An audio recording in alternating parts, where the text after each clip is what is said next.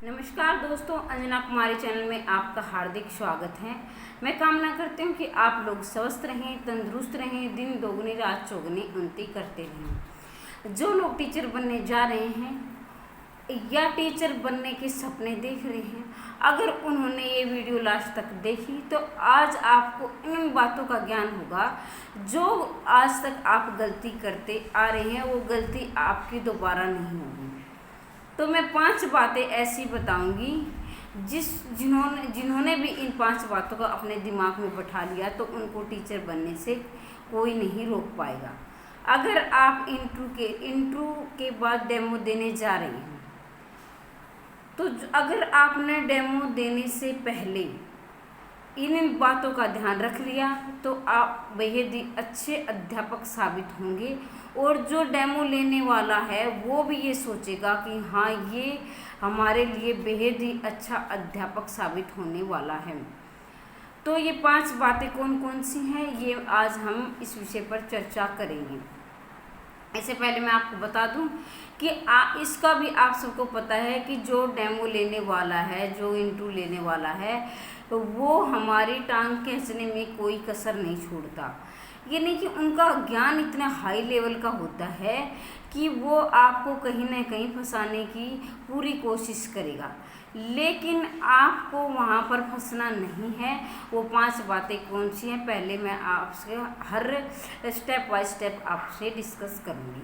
सबसे पहली बात, आपको क्या करना है कि अपने सब्जेक्ट की नॉलेज अच्छी करके जाना है।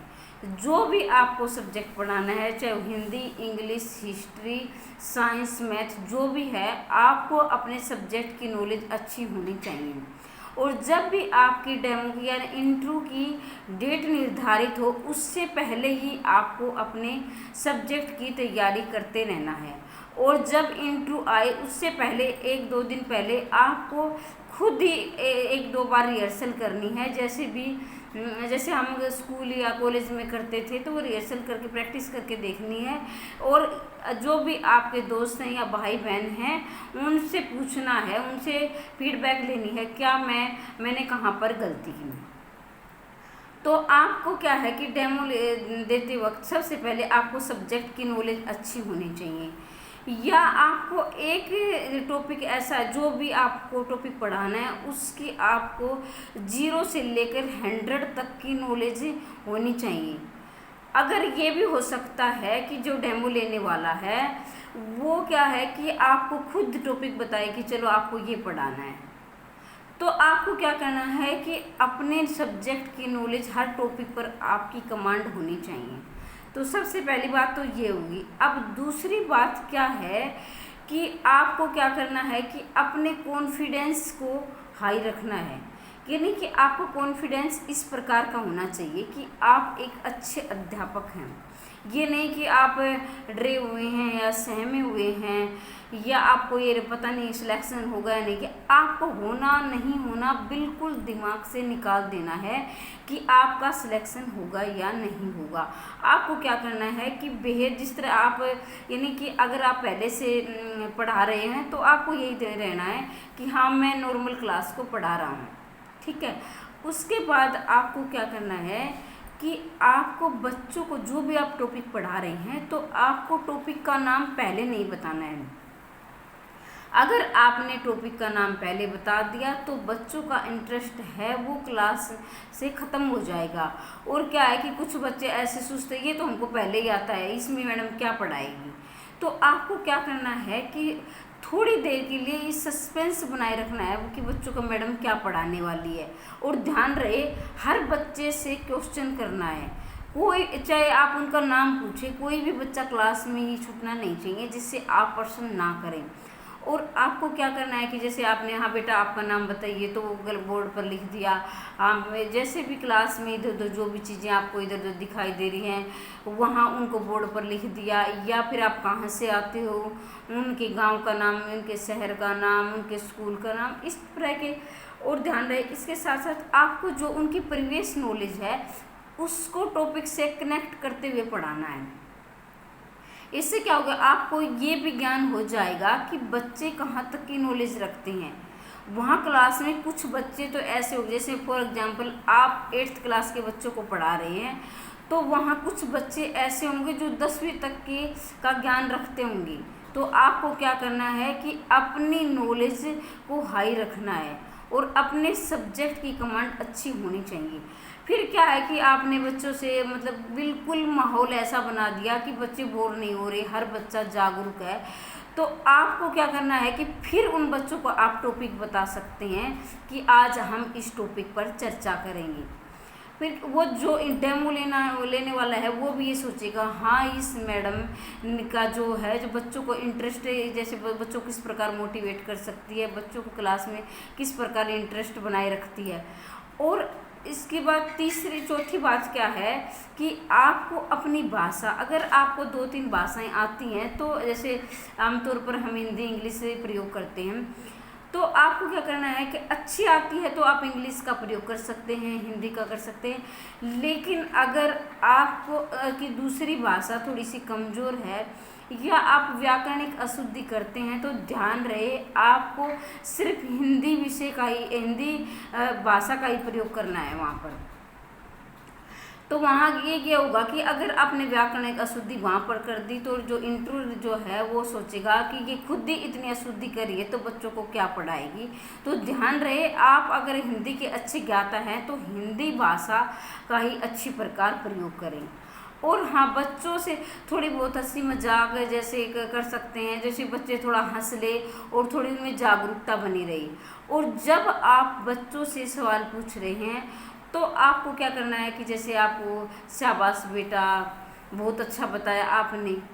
अब क्या है कि कुछ इंटरव्यूअर ऐसे हैं जो खुद ही बच्चे बनकर बैठ जाएंगे, आपको वास्तविक क्लास नहीं देंगे। तो आप जैसे मैडम चलो पढ़ाएं और हम क्या है, हम क्लास हैं, तो आपको डरना और झिझकना आपको बिल्कुल नहीं है। आपको अपना कॉन्फिडेंस लेवल हाई रखना है और आप उनको अपनी कल्पना अपने दिमाग में ये सोचें कि ये बच्चे ही हैं। और आपको क्या करना है कि चलो बेटा ये सवाल बताएं, चलो बेटा ये प्रश्न बताएं, ऐसे कैसे। और वो अगर अब ध्यान रहे कि वो आपकी टांग खींचने में कोई कसर नहीं छोड़ेंगे, क्योंकि उनकी तो सब्जेक्ट की नॉलेज हाई है, क्योंकि वो बहुत ही पहले से ही अच्छे अध्यापक है, नहीं उनकी प्रैक्टिस होती रहे, कई सालों का उनके पास एक्सपीरियंस होगा। तो वो क्या करेंगे, जैसे शरारत करेंगे, आपस में बातें करेंगे या टॉपिक से हटकर कुछ बातें आपसे पूछेंगे। तो आपको क्या करना है कि अगर आप वो टॉपिक से हटकर बातें पूछ रहे हैं या क्लास से संबंधित नहीं है, तो आपको उनको हल्का फुल्का, यानी कि जैसे क्लास में आमतौर पर आप डांटते हैं कि शांत रहिए, आप इस प्रकार के सवाल नहीं पूछ सकते, आपको ये नहीं करना चाहिए। और फिर आपस में अगर वो बातें करें तो बेटा चुप रहिए, ध्यान दीजिए, बोर्ड की तरफ देखिए, आप मैंने क्या बताया, आपने क्या सीखा। तो इस तरह क्या होगा कि उनको ये लगेगा हाँ ये किस प्रकार क्लास को कंट्रोल कर सकती है, ये अच्छी अध्यापिका है।